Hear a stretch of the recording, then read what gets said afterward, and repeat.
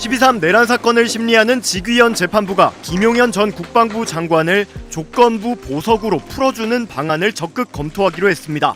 서울중앙지법 형사 25부는 김 전 장관 재판에서 다른 예에 따라 보석을 적극적으로 검토해야 될 것 같다며 일시와 조건 등은 양측 의견을 모두 종합해 정하겠다고 밝혔습니다.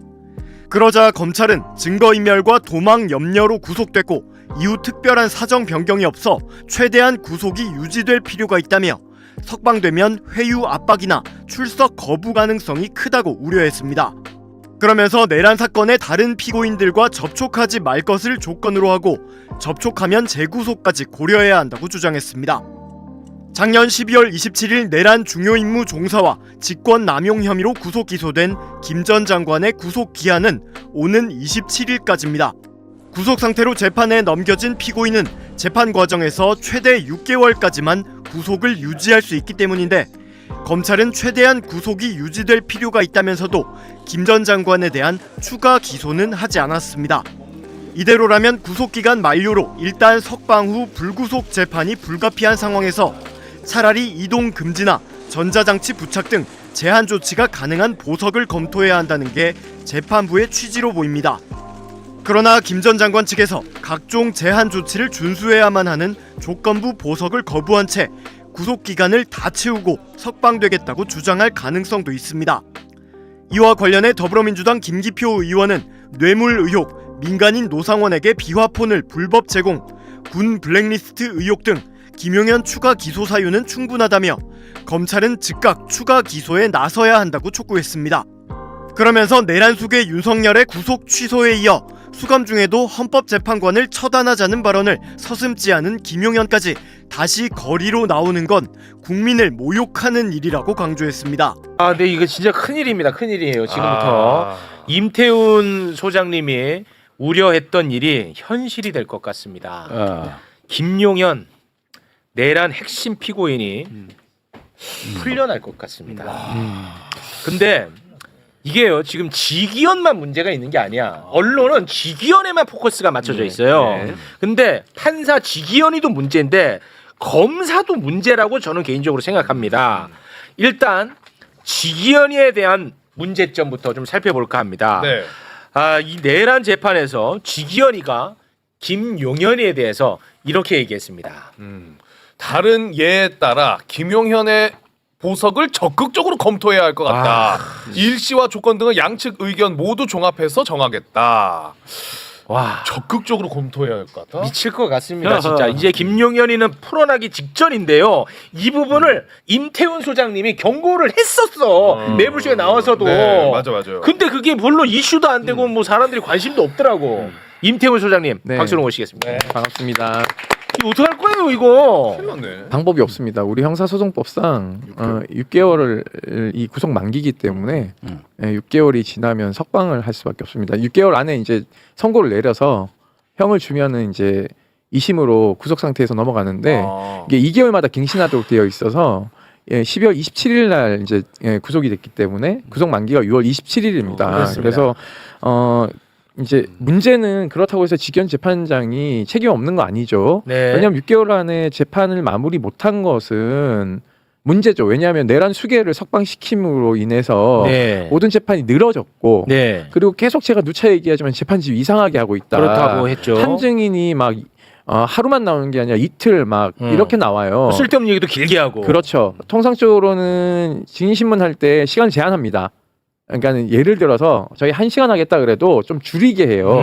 그래서 30분 양측에 30분 주고 재신문, 제재신문 해서 하루 안에 빨리 이렇게 딱 똑 떨어지게 끝내야 되는데 네. 통상적으로 윤석열 변호인단이나 김용현 변호인단이 되게 쓸데없는 정치적 발언들을 많이 하는 걸 제지하지 않으니까 오늘과 같은 결과가 나온 것이기 때문에 직위원 책임 아닙니까? 직위원 책임이 1차적으로 있는 것이고 네. 두 번째는 이제 저 얘기는 왜 하냐 이제 국민들이나 이제 시민들 이해를 못 하실 것 같은데 27일 날 구속 만기로 석방이 되는 것과 27일 구속 만기 전에 조건부 예를 들면 주거 제한이라든가 뭐 여행 금지라던가 누구누구랑은 전화 접촉도 하면 안 된다라는 조건을 내걸고 보석을 시키는 거는 좀 다른 겁니다. 직권 보석이라는 게. 그러니까 이제 저 얘기를 하기 시작하는 거죠. 그렇지만 국민들은 비난할 거 비난해야 됩니다. 그렇습니다. 그것 때문에 이게 지금 재판이 이상하게 돼서 늘어지고 있는 건 아니냐라는 거고 네. 저는 기대하는 건 이렇습니다. 제가 오기 전에 이명현 특검을 잠시 뵙고 왔는데요. 그래요? 네, 잠시 뵙고 왔는데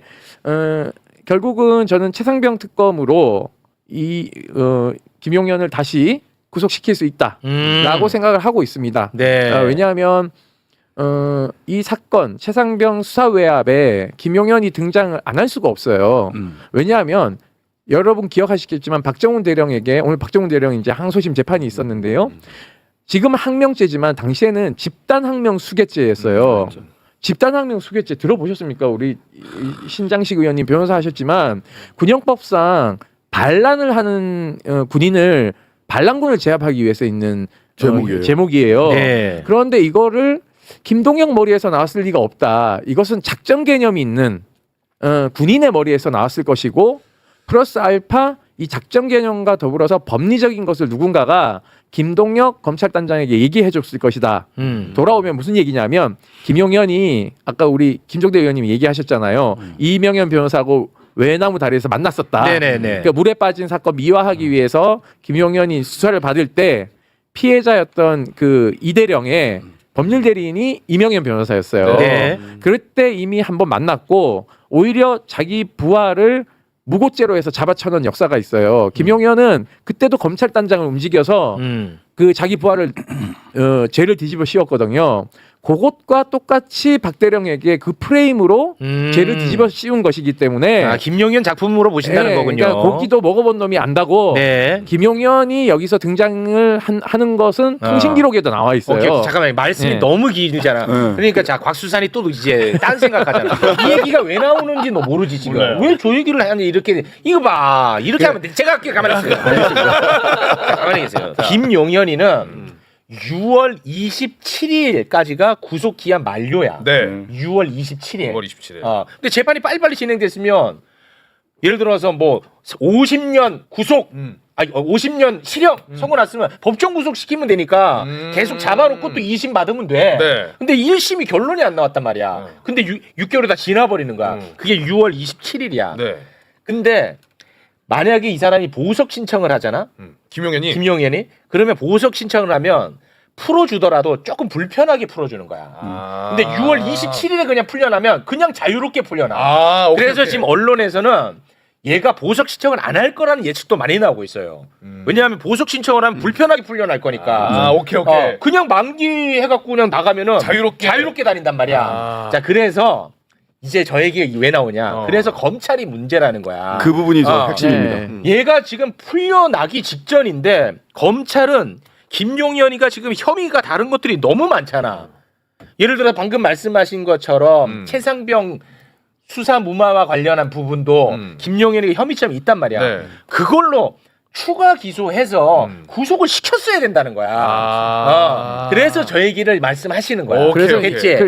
이제 하세요. 이명현 특검이 다 알고 있다는 얘기는요. 이런 것들을 팔로우업을 다 하고 있었기 때문에 잘 아는 것이고 두 번째는 이명현 특검이 군 검사만 한 것이 아니라 군 판사도 하셨어요. 그러니까 이제 군 법무관은 판사도 할 수 있고 검사도 예전에 할 수 있어요. 요즘 안 되는데. 네. 그러니까는 군대 내에서 돌아가는 작전 체계나 이걸 내용을 너무 잘 알고 있기 때문에 나는 누가 거짓말을 하고 있는지 잘 알고 있다라는 얘기를 자신 있게 하시는 겁니다. 네. 그래서 저는 최상병 특검이 빨리 움직여서 김용현 등 이 내란 관련자들뿐만 아니라 여기에도 같이 가담한 사람들을 빨리 이제 정리를 해야 되는데 네. 공교롭게도 우리가 지난 방송 때 그 국방부 검찰단장에 대해서 했었잖아요. 네. 오늘 공수처가 드디어 네. 김동혁을 소환 조사 중이라고 합니다. 소환이 됐다고? 네, 소환 조사 중이라고 조사 나오고 중이라고 있어요. 김동혁 네네네. 우리가 그때 얼마나 네. 외쳤어요. 제가 아주 군기 잡았잖아요. 맞아요. 그 사진 없어요. 김동혁이 머리바가 했잖아요. 그때. 김동혁이 나와. 야 나오라고 했다. 김동혁. 김동혁. 옆구리에 그날 송곳주먹 들어갔을 텐데. 나와라. 안 나와. 김동혁이 안 나와. 공수처 조사 중이라고 못 나온다 그러네. 그래? 그래서 이제 이명현 특검께서는 모든 걸 다 알고 있다라는 얘기를 하는 것이고 그리고 오늘 저희가 이제 그 조사 대상자 134명의 명단을 이명현 특검께 제공을 해드렸습니다. 최상병 특검과 관련해서 조사 네. 대상자가 몇 명이요? 134명. 와, 어마어마하네. 엄청 많네. 아까 20 좁다고 했는데 24개, 그러니까 24개 의혹과 134명의 명단을 이제 저희가 제출했는데 이건 저희만 작성한 게 아니라 민변 참여연대하고 같이 이 얼개를 그려서 명단을 작성해 놓은 게 있어요. 이 사람이 무슨 일을 했는지. 그러니까 이 사람들이 모두 피의자라는 얘기는 아니고 이 사람들을 조사를 하면은 이제 수사의 얼개가 나오기 때문에 네. 이 수사는 저는 가장 기대되는 수사이고 또 하나는 성과가 가장 클 것이다라는 네. 생각도 가지고 있습니다. 알겠습니다. 김동혁이 집합. 그냥 웃고 있네.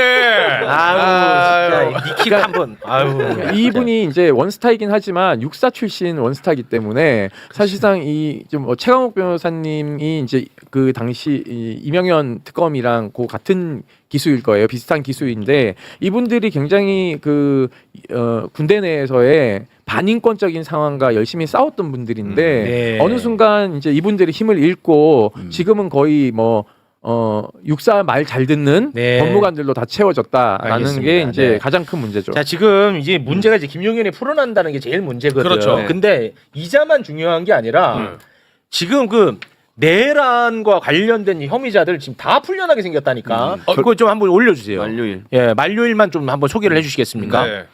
소개해달라고요. 저한테. 최진봉 교수님 소개 좀 해달라고요. 자, 김용현 구속기간 만료일이 2025년 6월 27일이고요. 이진우 수방사령관, 전 수도방위사령관이죠. 2025년 7월 1일. 그리고 여인영 전 방첩사령관 7월 1일이고 똑같이. 박완수 전 계엄사령관이죠. 7월 1일. 그리고 문상호 박완수 7월 3일. 왜냐하면 노안이라 잘 안 보여 글씨가 적어가지고.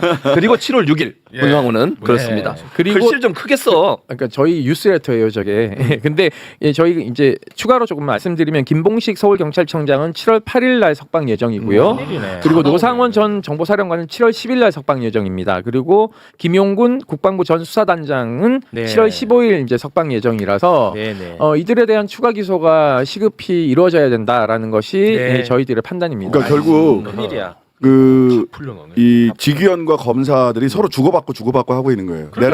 맞아. 내란숙에 풀어줄 때는 직위원이 풀어주니까 검사들이 심우정이 항고 안 해갖고 즉시항고 안 해서 풀어져 버렸잖아요. 그리고 박세현이가 일반 항고 안 한 거 사람들이 몰라요. 맞아. 그러니까 박세혁 수사단장이 그때 굉장히 아니 본인은 약간 그 제스처를 취했지. 그렇지. 할 것처럼. 심우정이랑 싸우는 것처럼 처럼 하는데 했어. 근데 그래 그때- 화나고 싸울 것 같으면 그래 너 일반 항고 하면 될 거 아니야. 안 했잖아. 아 근데 그때 뭐냐면 마치 그 뭐 3시간짜리 항명하는 모양새였어요. 그런데 그 항고와 관련해서는 박세혁이 본인이 해도 되는 거였어요. 네. 심우정의 지휘를 기다릴 필요가 없는데 그렇습니다. 싸우는 척만 하고 그냥 심우정이 지휘했다는 그걸 핑계를 대고서 즉시항고를 하지 않았거든요. 네. 근데 여튼 이번에는 그 법정에서 재판지를 이렇게 일부러 시간을 늘어뜨리는 것처럼 보이는 6개월간 재판지를 했고 더 문제는 검찰이 추가로 기소하지 않은 거예요. 사실 네. 추가로 기소했어야죠. 그게 핵심이지. 이게 최혜병 사건까지 가지 못하더라도 제가 보기에는 외환 유치라든지 맞아요. 국방부 장관이었잖아. 맞아요. 그랬고 공무상 기밀 누설 등등 맞아요.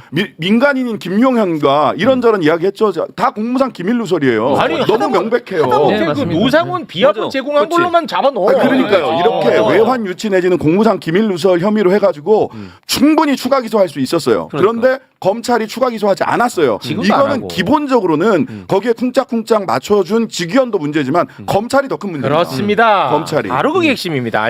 이재명 대통령은 어젯밤 3대 특검법에 따른 특별 검사 3명을 임명했습니다.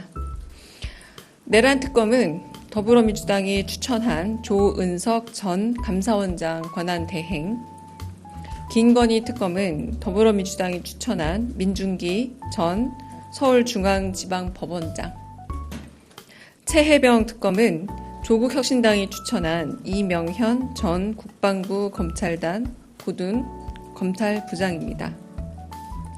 특검 임명은 각 특검법의 성격과 수사의 독립성, 전문성, 그리고 정치적 중립성을 고려해 이뤄졌습니다.